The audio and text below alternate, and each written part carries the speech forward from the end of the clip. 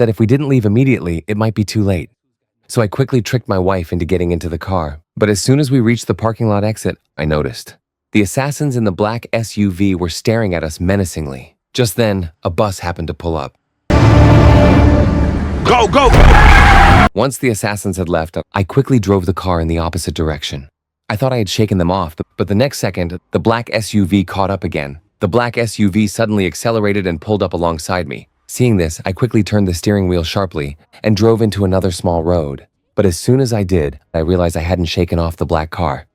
I immediately sensed something was wrong, so I took my family to the car dealership where I worked. Using the electronic remote control in my hand, I opened the gate and drove the car inside. The black SUV tried to follow, but was blocked by the gate. The driver immediately drove toward the service area. Soon, I drove the car into the company's repair shop. Under my family's confused gaze, I raised the car on the lift under the pretext of checking it. Soon I discovered a real-time tracking device under the car's chassis.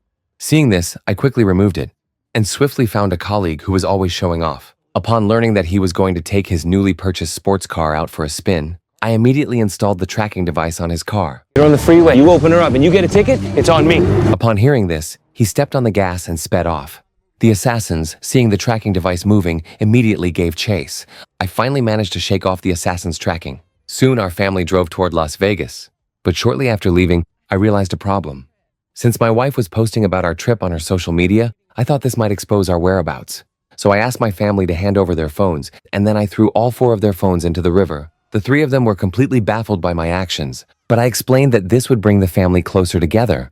Although they were dissatisfied with this explanation, we were still incredibly happy and started rapping Grabs a hold of me, tight, flow like a harpoon. joyfully, and it seems that losing their phones didn't affect their mood at all. Meanwhile, McCaffrey Scorched, as mentioned by Nick, had already appeared at Daniil's home. After seeing the family photo of the 5 of us, Scorched immediately flew into a rage and ordered his hacker subordinates to find our whereabouts at all costs. The hacker claimed he had tracked all our social media accounts, but found nothing. So Scorched told everyone to keep an eye on my car because he knew I wouldn't easily switch cars. It was nighttime, and my family was already sound asleep. I also began to feel sleepy, but I suddenly perked up because I knew Scorched's men had found me. Soon the assassins rode their motorcycles and quickly gave chase. When I saw them, I didn't panic at all. I first connected the car's music to my headphones. Then I pulled out my pistol and attached a silencer. After I turned up the volume on my headphones, the assassins caught up to me. At that moment, I seized the opportunity, raised my hand and fired. The assassin was hit and fell to the ground. My younger son clapped his hands in excitement. At that moment, one of the assassins had already reached my side. The assassin was about to fire, but I pulled him off the motorcycle. In the struggle, the killer knocked my gun out of my hand. At this point, my son saw what was happening and quickly handed me a baby bottle. I took the baby bottle and shoved it into my helmet. Soon, the last killer caught up with me. I saw this and crashed into him. The killer lost his balance. My wife was awakened by the loud noise. Honey, there's a little bit of a pothole there. I then drove into a small town and found a hotel to stay in. No matter how close we were to Las Vegas, I couldn't break this 18-year-old habit. Because today was Thursday, the next scene was quite brutal, so I decided to bear it alone. Nourished by love, my wife's face was filled with a happy smile. I didn't know how she would react if she found out about my true past. After a day of travel, we finally arrived in Las Vegas. My wife was extremely excited because over the years, she had always dreamed of coming to Las Vegas with me. Now her wish had finally come true. To make my wife even happier, I had specially booked a super luxury presidential suite at the Elia Casino Resort Hotel.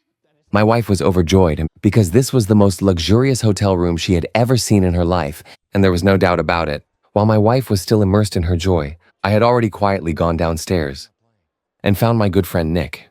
After a brief exchange, Nick handed me an envelope. Inside were not only the passports for our family of 5, but also plane tickets to Vancouver purchased using our identities. I then handed him a black bag containing $500,000 in cash. This was his payment for doing this for me. Upon returning to the room, I hid a knife on my calf. Then I holstered a pistol at my waist to ensure absolute safety. At that moment, my wife arrived at the door wearing a red dress. In such a luxurious place, she naturally wanted to dress appropriately. Before leaving, I repeatedly urged her to take good care of our younger brother and under no circumstances leave this suite. But as soon as we stepped out the door, they came out to play happily. By then, we had already arrived at the restaurant and were enjoying a candlelit dinner. However, before eating, I decided to confess everything to my wife. What I was saying Voulez-vous de poivre?